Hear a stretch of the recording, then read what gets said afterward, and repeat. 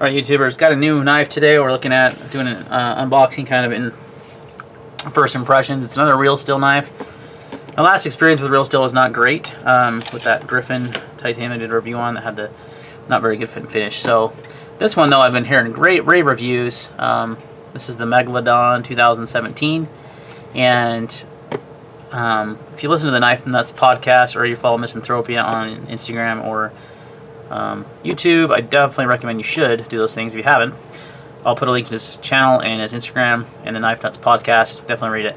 He raves about this knife, that it's one of the, and so does Levon on there, and then I think Kevin Cleary's a big fan. So a lot of guys are big fans of this knife, and so I'm like, okay, I'm going to break down and check one out. It's a little bit bigger knife than I normally like to get, but I wanted to try it out for the money that I paid for it. It was a really good price on eBay. So and it's brand new, so let's check it out. Nice packaging, like that.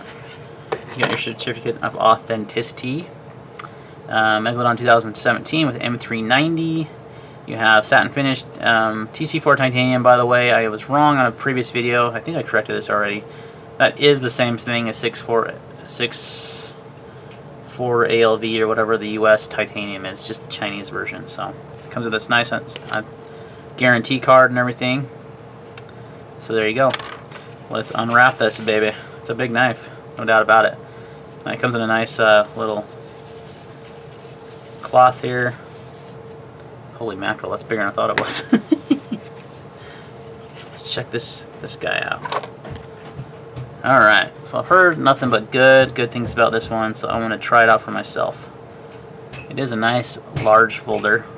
Nice heavy stonewashing on the titanium. Nicely centered.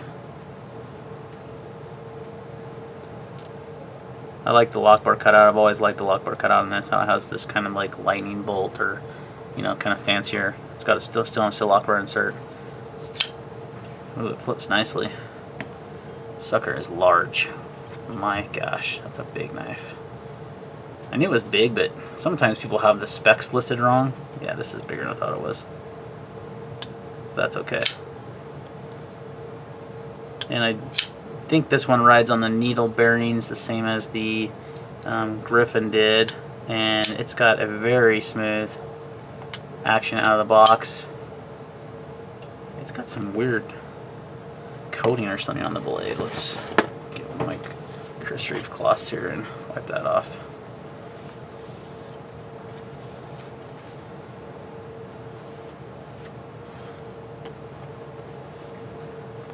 Yeah, that's a good looking knife.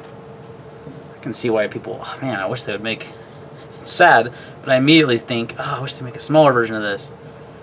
Because this sucker's big. But I knew it was going to be a big one, so for the money and for the materials used, I mean, M390 blade steel, full titanium frame lock with really smooth action. Not my smoothest knife out there, but it is very smooth. I mean, the blade's nearly 4 inches, 3.93 inches, so I'm not sure why I was surprised by the size of this, but it is a good size blade. So your basic specs on this one is 3.93 on the blade, 4.75 on the handle closed. I feel like it's closer to 5 inches. M390 blade thickness is 0.14 drop point with a satin finish, titanium handle obviously, with a tip up right hand carry only, and the weight is 4.3 ounces. It feels heavier too. Let's try it. Let's try this baby out. So they do make I can't think what I'm trying to say. Budget version of this knife that has Sandvik steel. Did I say 4.7? I'm getting 4.3. Yep, 3 times in a row. That's 4.3 ounces. That's light. Which has to mean, yep, they have gone ahead and milled out titanium, or the pockets in the titanium on the show side. And then, yeah, nothing on the lock bar side, which is good. The show side is all heavily milled, so they lighten this baby up. I wish more companies would do that. It's not, I mean, I know it's more work and time consuming, but man, it can make a huge difference. This is a big knife. This is a large folder, and it weighs, yeah, okay, so the Flare and Forge Scepter, this just happened to be what I was carrying today before I returned this to my buddy, is a much smaller knife, as you can see here, and it weighs 4 ounces. So 0.3 ounces. Yeah, 0.3 ounces, and you get a much larger knife with a much larger blade. So interesting. Awesome that they did that. So, you know, on a knife like the Scepter, that has literally just 2 slabs of titanium, no, but it's got thinner. But yeah, I don't know how you could reduce this as well. It's kind of a tank for the size of it. So only 4.3. That's pretty good. Oh yeah, that has got a really nice action on it. Just in case you give me an idea of the lock side there. So, first impressions are really good. Much better than the Griffin. The Griffin had a pretty good action. It wasn't the smoothest, but it had that just horrible gaps on the carbon fiber, and it just wasn't finished well. This one is finished well. And this is a collaboration with Real Steel and Carson Tech Labs. That's kind of the design of the Megaladon, so that's where that came from. Just that little card's in the way. Yeah, I am really liking this one. It's like I said, much bigger knife than I would normally ever carry. But being that it's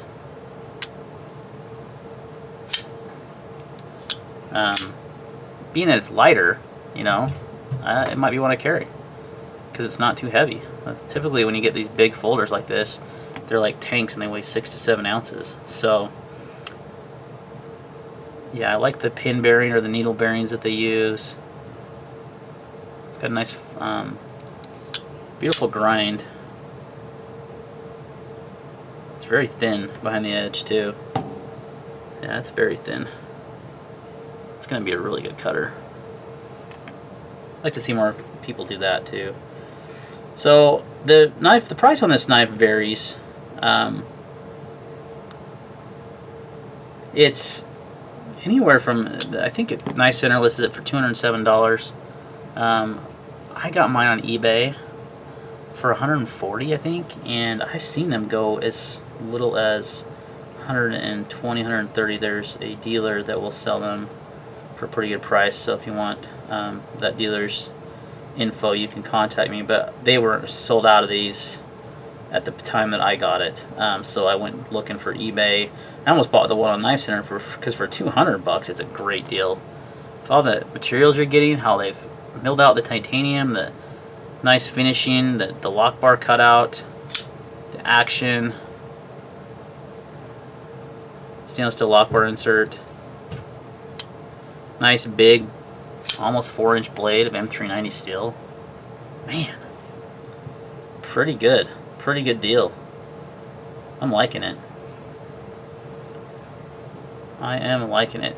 So, alright guys, blade's thickness isn't too thick. In fact, so we have the Fair and Forge here. Yeah, the stock on the Fair and Forge is much thicker on that smaller knife. This is a lot thinner, so it's like I said, going to be a really good slicer. It's thin behind the edge.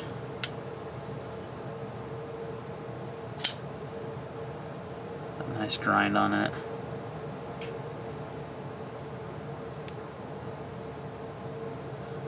I'm just inspecting it for quality.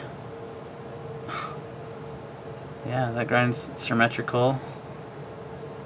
So I sent it back, but I had this knife. I want to do a comparison of this knife versus the Buck Marksman in S35 because I paid about exactly the same price for both knives, and I want to do a comparison because one's made in the USA and one's made in China, and they're made of well, this has better materials obviously than the Marksman that I got, and the Marksman I got was a kind of a special edition and everything too. So this one blows it out of the water, and it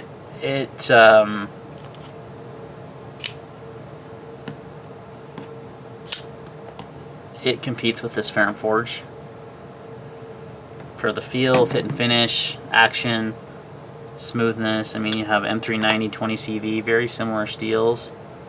This has got the Hoback rolling detent though, and it's got way more excessive milling on the titanium, so it definitely drives the cost up being made in the US. I'm not doing a cost comparison here. This is more of a, hey, this knife is on a similar level to this knife, and it's way less money. Now, it should be way less money because it doesn't have a lot of the work done to it, plus it's made in China. If I had my GSD handy, I would compare those two, and I'll tell you right now, with a few of the Chinese-made knives that I've handled lately, the Arc Form and the GSD, this Real Steel is just as good as those two. It's also on the same level as Wii knives. So I'm glad I gave Real Steel another chance, because this knife's fantastic. And I took a lot of those guys' word on it, and they said it was really good for the money and how impressed they were. And it's really hard to beat for the money. I mean, the finishing's really nice. You got some chamfering on there, the milled out pockets, the materials, the action, the grind's beautiful, symmetrical, plenty sharp out of the box. Yeah, this is like one of those thicker labels too. Very impressed. Just gonna throw my tie scribe in there because they go so well together. Stonewash and stonewash. Very, very impressed with this Real Steel Megaladon. Yeah, it's smooth. It's, especially for the price I got it for. It was a steal. I mean, this knife for the money, you can get it for the price that I paid for it. It's full on like robbery. It's like so cheap. Even at the listed price on Amazon and on Knife Center, a couple of other dealers, it's a really good deal. But why not pay less if you can? So if you want I'll link the eBay seller below in the video, so you can go pick one up for yourself if you want to. They shipped fast, had no problems with them at all. Yeah, this knife is perfectly centered. I mean, there's literally nothing wrong. Fit and finish is very, very good, and the action is fantastic. So that's a first impressions video right there. I don't know that I could get, unless it falls apart in the next 2 weeks or something. I don't know that I could do any better than that, because that is fantastic. I'm glad I got one. Thanks, guys. See you in the next video.